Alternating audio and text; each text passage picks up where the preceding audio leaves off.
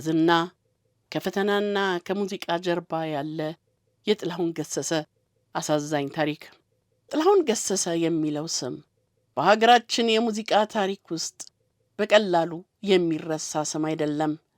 ድምፁ ሚሊዮኖችን በፍቅር ያስለቀሰ፣ ከሐዘናቸው ያጽናና፣ በተስፋም ያበረታ የአንድ ታላቅ ድምፃዊ የመታወቂያ ስም ነው።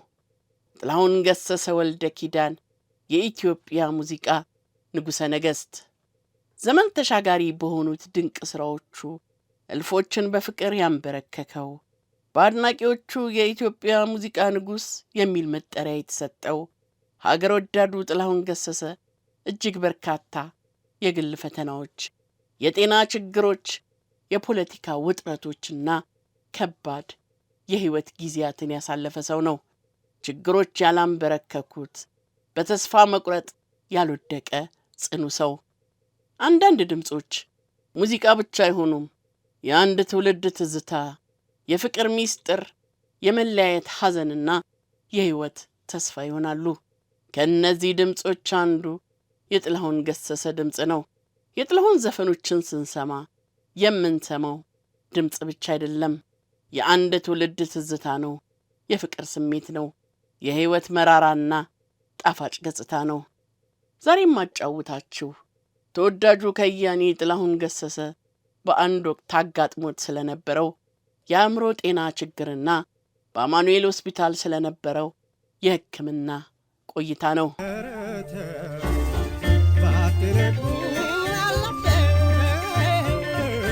ታሪኩ የሚጀምረው በ1977 ዓመተ ምህረት ከተፈጠረ አንድ ክስተት ጋር ተያይዞ ነው። ይህ ወቅት አገራችን ኢትዮጵያ ካጋጠማት የድርቅና የረሃብ አደጋ በተጨማሪ የጋለ የፖለቲካ ውጥረት ውስጥ የነበረችበት አስጨናቂ ጊዜ ነበር። በሰሜናዊው የሀገራችን ክፍል የበረታው ድርቅና ረሃብ በሺዎች የሚቆጠሩ ወገኖቻችንን እንደ ቅጠል በማርገፉ ሳቢያ መሀል አገር ላይ ያለው የፖለቲካ ትኩሳት ተባብሷል። መንግስት ለድርቁና ረሃቡ በቂ ትኩረት አልሰጠም ያሉ በርካታ ወገኖች በመንግስት ላይ አቂመዋል። ዕለት ከዕለት የሚሰሙት የሞት መርዶ በእጅጉ አሳዝኗቸዋል። በወገኖቻቸው ላይ እየደረሰ ለነበረው እልቂት የወቅቱ መንግስት ትኩረት በመንፈጉ ከተከፉ ኢትዮጵያውያን መካከል የሙዚቃው ንጉሥ አንዱ ነበር። ወትሮውንም የወገኖቹ ሐዘንና ችግር ጠልቆ የሚሰማው፣ ሕመማቸው የሚያመው ተወዳጁ ከያኒ ጥላሁን ገሰሰ በአገዛዙ ላይ ቂም ቋጥሯል። ሐዘኑንና ብስጭቱን በልቡ ይዞ ልቡ ለተሰበረውና እጅግ ለተከፋው ድምፃዊ ከገዢው መንግስት ቀጭን ትእዛዝ ደረሰው። በመድረክ ላይ ወጥቶ ገዢውን መንግስት የሚደግፍ ዘፈን እንዲዘፍን ታዘዘ። የሐዘኑን ልክ ያልተረዱለት ያገዛዙ ባለሥልጣናት መንግስትን የሚያወድስ ዘፈኖችን በመድረክ ላይ ወጥቶ እንዲዘፍን አስገደዱት። አላደርገውም አለ ጥላሁን። በወገኖቼ ሐዘን ላይ ቆሜ አልዘፍንም ሲል አቋሙን አስታወቀ። ገዢዎቹ አላመነቱም። አንጠልጥለው ወደ እስር ቤት ወረወሩት።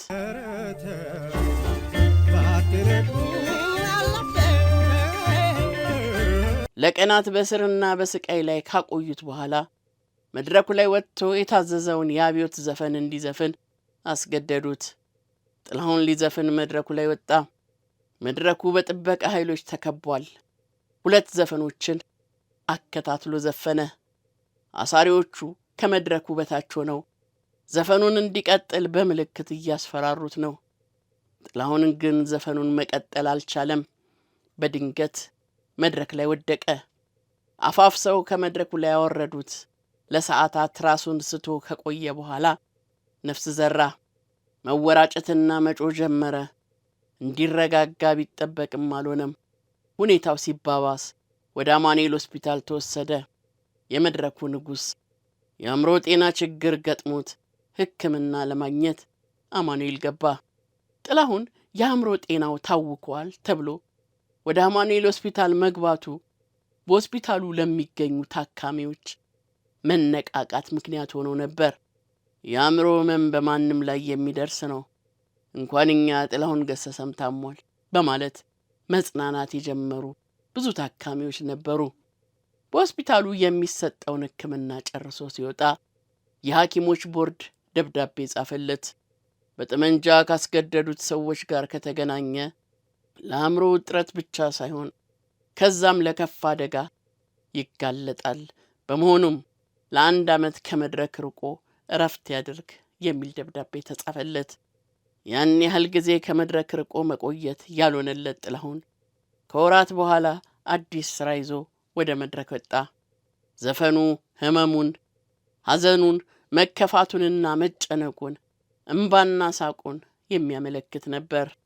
አንቺ ጤና ሆነሽ እኔ ጤና እያጣው፣ ከስቼ ጠቁሬ ከሰውነት ወጣው፣ አለማየቴ እንጂ እኔ አላደርገውም፣ ፍቅር እንዲህ መሆኑን ባውቅ አልጀምረውም፣ ጮክ ያላውራው እንጂ ማፍቀሬን አልክድም፣ ጤና አነስተሽኛል ጨርሼ ባላብድም።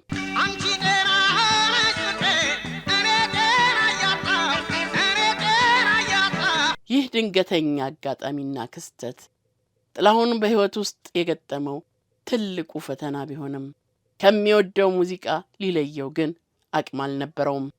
የፍቅርና ጥላቻ፣ የሐዘንና ትካዜ፣ የናፍቆትንና የደስታ ስሜቶችን በድምፁ ሕይወት ይዘራባቸው ቀጠለ።